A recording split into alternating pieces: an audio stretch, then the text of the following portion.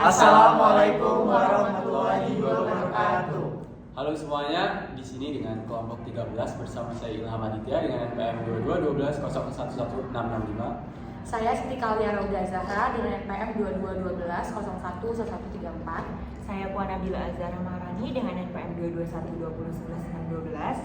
Saya Delia Marifatul Fitri dengan NPM 22120111445. Saya Akbar dengan NPM 22120111569. Di sini kami akan mendiskusikan tentang lembaga pembiayaan. Guys, kalian tuh tahu nggak sih jenis lembaga pembiayaan itu bidangnya ada apa aja? Emang ada apa aja? Nih ya, gue baru baca di Perpres UU nomor 9 tahun 2009. Jadi itu ada 3. Yang pertama ada perusahaan pembiayaan, perusahaan modal ventura, sama perusahaan pembiayaan infrastruktur. Nah, perusahaan pembiayaan itu apa sih? Nah, itu adalah badan usaha yang khusus didirikan untuk melakukan sewa guna usaha, anjak piutang, pembiayaan konsumen, dan atau kartu kredit. Terus kalau perusahaan modal ventura itu badan usaha yang melakukan usaha pembiayaan penyertaan modal ke dalam suatu perusahaan yang menerima bantuan pembiayaan untuk jangka waktu tertentu dalam bentuk penyertaan saham. Terus penyertaan melalui pembelian obligasi konversi dan atau pembiayaan berdasarkan pembagian atas hasil usaha. Terus ada juga yang terakhir nih, perusahaan pembiayaan infrastruktur. Nah, itu tuh apa sih? Itu tuh badan usaha yang didirikan khusus untuk melakukan pembiayaan dalam bentuk penyediaan dana pada proyek infrastruktur. Oh, jadi lembaga PBI itu dibagi menjadi 3 berdasarkan kebutuhannya masing-masing gitu ya, Bu? Betul. Sedangkan teman-teman juga kita harus tahu bahwa ternyata setelah dari 3 tadi dibagi lagi tuh, jadi kayak ternyata bentuk dan juga kegiatannya itu berbeda. Kalau tadi adalah badannya, ini adalah beberapa kegiatan yang berada di 3 lembaga PBI tersebut.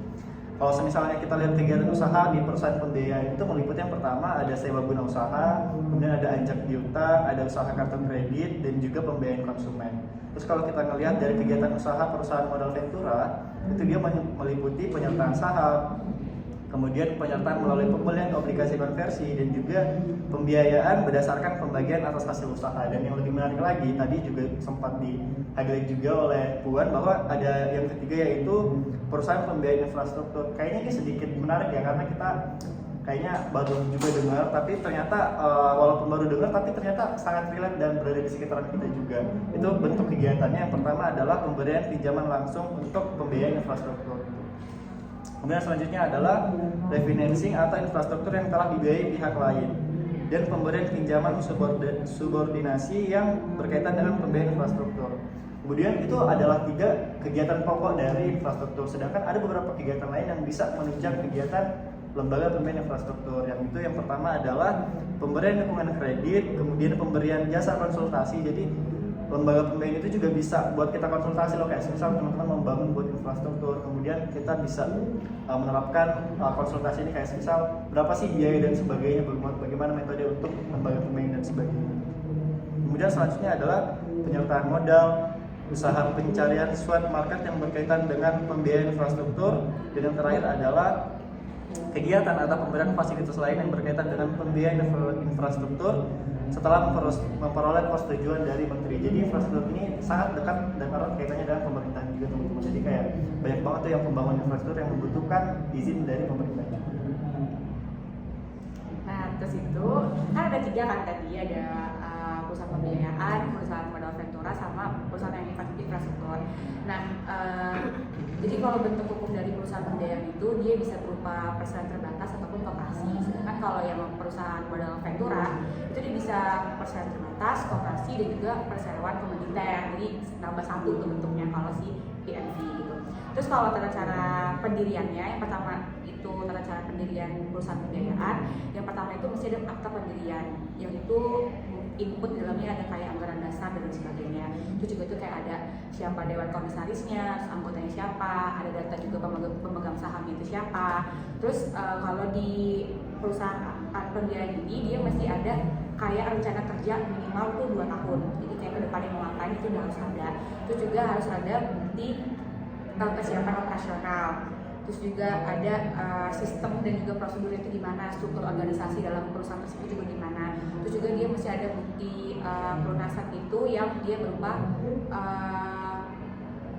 surat yang kita harus di input sebelum pembentukan perusahaan pembiayaan.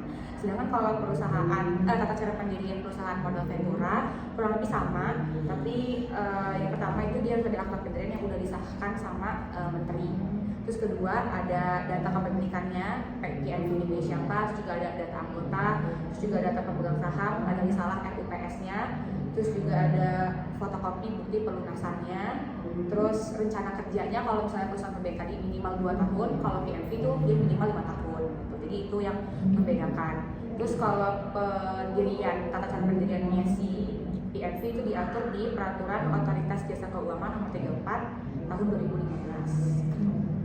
Jadi selain ada perusahaan pembiayaan dan PMV itu ada juga perusahaan pembiayaan infrastruktur. Nah jadi kalau menurut Peraturan Menteri Keuangan Nomor 100 tahun 2019 tentang perusahaan pembiayaan infrastruktur, badan hukumnya merupakan perseroan terbatas atau koperasi. Dan tata cara pendiriannya yang pertama memiliki akta pendirian, badan hukum termasuk anggaran dasar yang disahkan oleh instansi berwenang.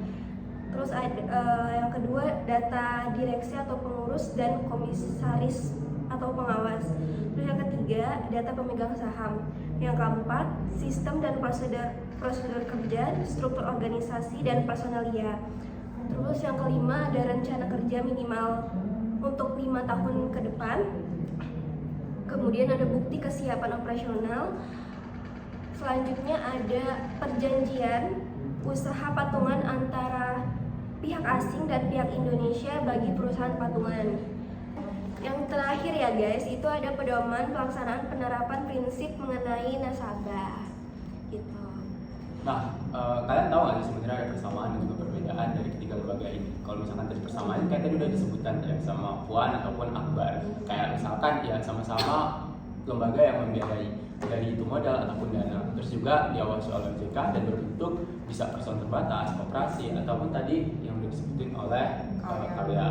Nah, untuk perbedaannya sendiri ada beberapa. Kayak misalkan nih, fokus pembiayaan. Kalau misalkan perusahaan pembiayaan itu berfokus pada barang, jasa, terus juga modal kerja ataupun konsumsi. Tapi kalau misalkan perusahaan pembiayaan infrastruktur, mereka lebih ke infrastruktur besar, misalkan kayak energi ataupun jalan. Tapi kalau misalkan NPV ataupun modal ventura itu lebih kayak ke biaya bagi startup gitu, itu modalnya. Terus kalau misalkan objek yang dibiayai, kalau misalkan di perusahaan pembiayaan itu kan tadi ada barang, modal, konsumsi dan jasa. Nah kalau misalkan perusahaan pembiayaan itu lebih kayak ke jalan ataupun pelabuhan. Intinya adalah proyek yang besar sebenarnya. Jadi kayak ya infrastruktur yang sangat besar gitu dan juga berskala nasional ke internasional. Tapi kalau misalkan modal ventura itu startup dan juga bisnis inovatif. Terus juga ada kalau misalkan sumber keuntungan, kalau misalkan dari perusahaan pembiayaan, bunga atau margin dari pinjaman itu bisa dijadikan sebagai keuntungan. Tapi kalau misalkan perusahaan pembiayaan infrastruktur, mereka tuh menggunakan bunga jangka panjang dan juga jasa konsultasi. Jadi kalian kalau misalkan mau konsultasi terkait dengan misalkan asuransi ataupun pembiayaan infrastruktur itu bisa langsung ke perusahaan pembiayaan infrastruktur. Nah, kalau misalkan modal ventura sendiri itu bisa dapat dari capital gain dan juga dividen dari perusahaan yang didanai. Terus tingkat skala. Kalau misalkan tadi perusahaan pembiayaan infrastruktur itu tingkatnya adalah nasional ke internasional. Kalau misalkan perusahaan pembiayaan sendiri lebih ke tingkat kecil. Jadi kayak misalkan UMKM ataupun usaha-usaha yang masih bergerak, masih baru membangun gitu. Tapi kalau misalkan modal ventura dia biasanya tergantung startupnya. Misalkan startupnya besar ataupun startupnya kecil, maka itulah yang didanai, itulah skala dari modal ventura itu sendiri. Nah, itu tadi kan kita udah belajar nih terkait dengan persamaan dan juga perbedaan. Ada juga gimana cara kita membuat dan juga akta ya tadi. Jadi teman-teman kalau misalkan mau belajar terkait dengan lembaga pembiayaan bisa langsung cek baik itu di Perpres nomor 9 tahun 2009 atau juga ada Permenkeu nomor 100, terus juga ada peraturan dari OJK tahun 2014 dan masih banyak lainnya. Intinya adalah pembahasan lembaga pembiayaan ini sangat menarik ya untuk kita lebih dalami lagi. Apalagi buat kita yang ngambil nanti minat hukum perdata ya. Jadi semoga video ini juga membantu untuk teman-teman bisa memahami lebih dekat terkait dengan lembaga pembiayaan. Baik, sekian kami dari kelompok 13. Terima kasih.